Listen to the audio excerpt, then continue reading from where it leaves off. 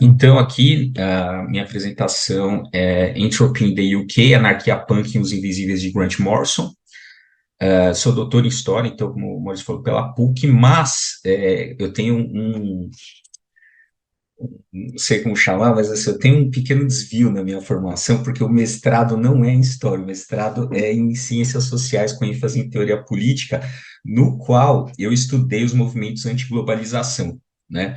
E já vou agradecer também ao NUPEC pelo convite, e especialmente ao Nathaniel, né? Porque eu sempre quis fazer alguma coisa sobre os invisíveis, porque eu achei que os invisíveis, eu sempre tive essa ideia de que ele ia unir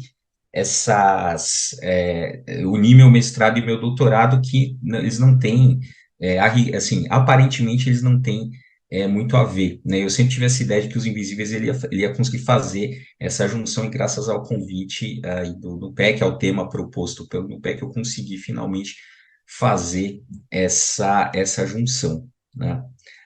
Então, aqui, né, quando eu, né, propor, pensei nos Invisíveis, e Os Invisíveis é uma obra cheia de referências musicais, né? Daqui a pouco eu entro nos detalhes da obra, né, mas ela é cheia de... Então, assim, eu separei só três aqui, e tem um monte, vai aparecer durante a apresentação outras, né?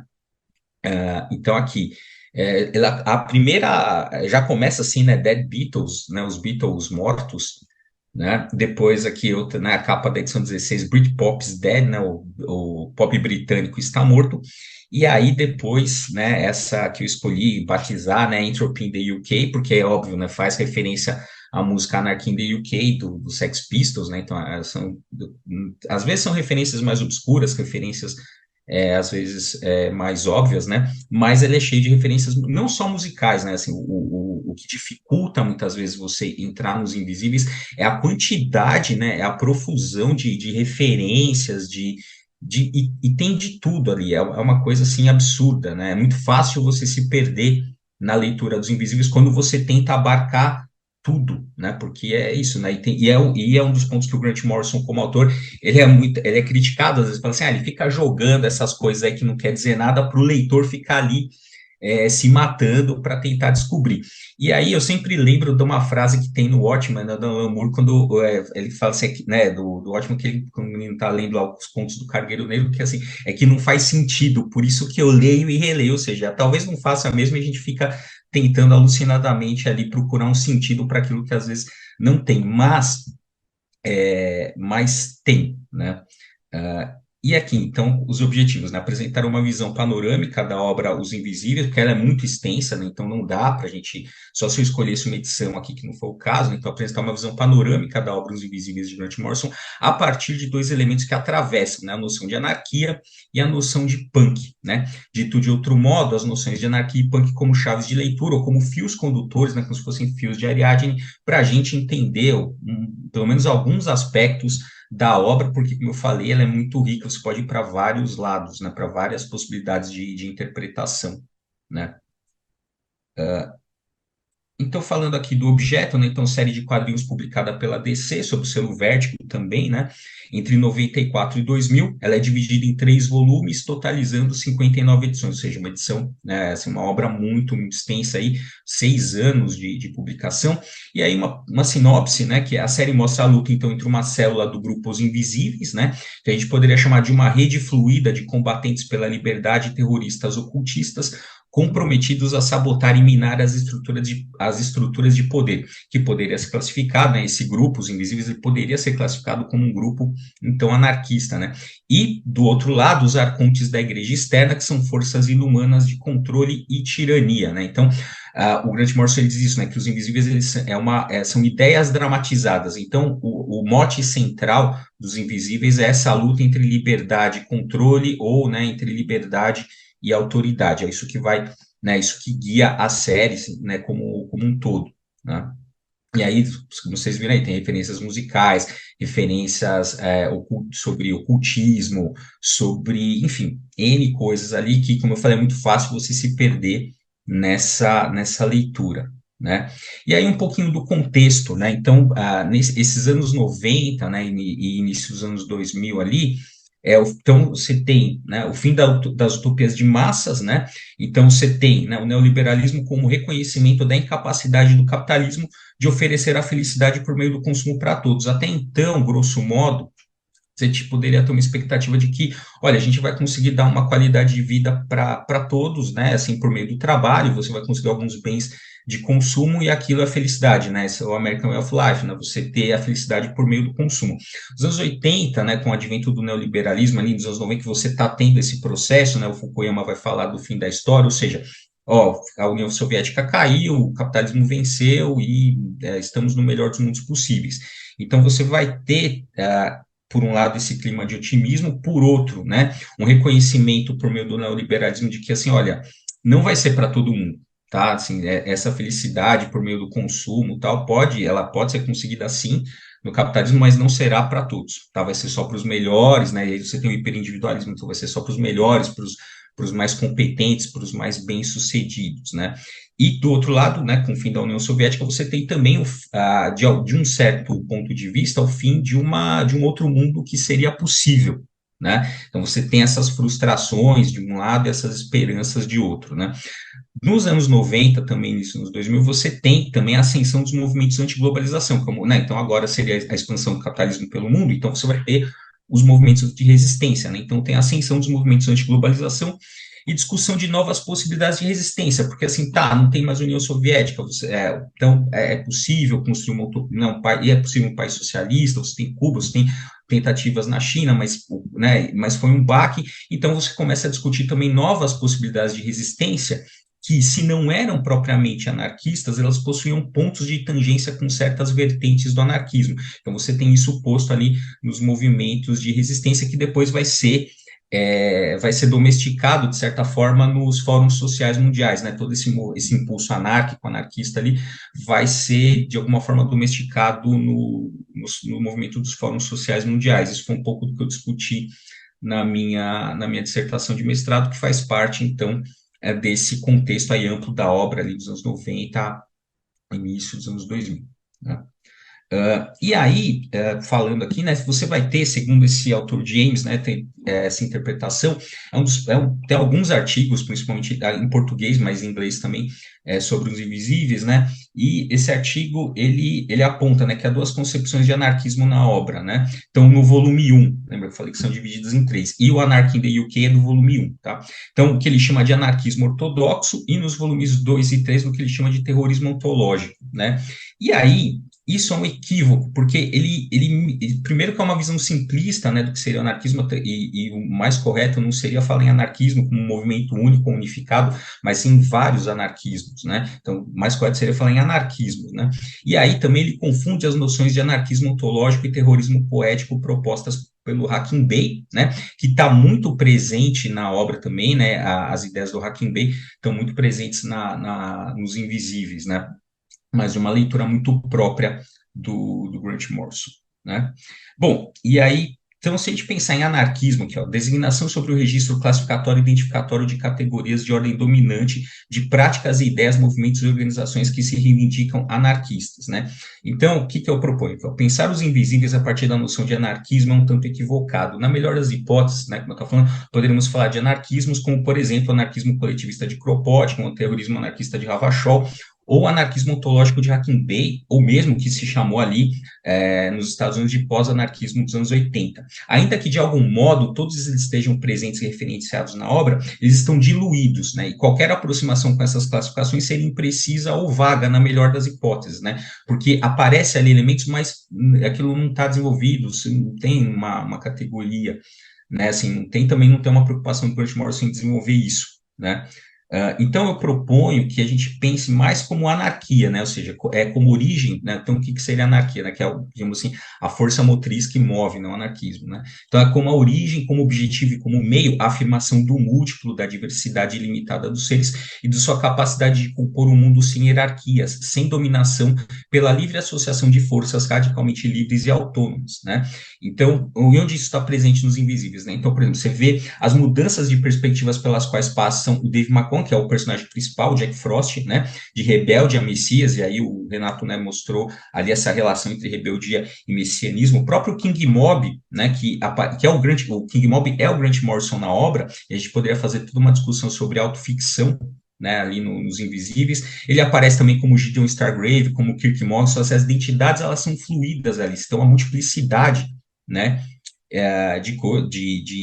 de personalidade é muito fluido, né? E aí o King Mob ele passa de guerreiro a pacifista, né? Você tem uma personagem como a Lord Fanny, que é uma xamã brasileira transgênero, né? E muito interessante, tem um ritual onde os papéis, os invisíveis, eles são um grupo grande, né? Só que eles são divididos em células compostas mais ou menos ali de 5 pessoas. E é muito interessante porque quando os papéis, eles começam a ficar fixos no grupo, você é o líder, você é o que faz isso, eles fazem uma espécie de ritual para que os papéis se invertam, ou seja, para que as identidades não fiquem fixas, para que você não se acomode num único papel, né, que tem a ver com essa questão da anarquia como afirmação do múltiplo, né? Então, mais interessante do que pensar a relação dos invisíveis com algum tipo de anarquismo, você ficar classificando, é entender os invisíveis a partir da noção de anarquia, né?